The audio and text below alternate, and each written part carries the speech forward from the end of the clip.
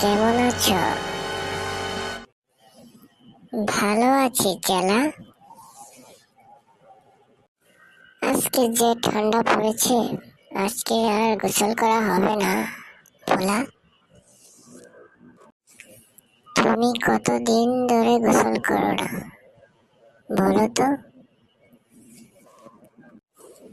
আমি তো প্রতিদিনই গোসল করি।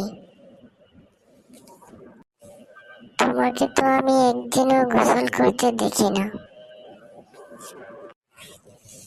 তোমাকে দেখেই মনে হচ্ছে তুমি অনেকদিন ধরে গোসল করো না। ঠান্ডা বেশি এজন্য গোসল করো না নাকি? যে ঠান্ডা পড়েছে এই ঠান্ডায় গোসল করবো কিভাবে?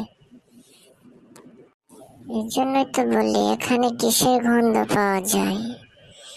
তোমার গা দিয়ে গন্ধ করতেছে। তুমি হয়তো বা অনেক দিন ধরে গোসল করো না। যাও, তোমার সাথে আর কথা নেই। তুমি গোসল করে আসো, তারপরে তোমার সাথে কথা বলবো।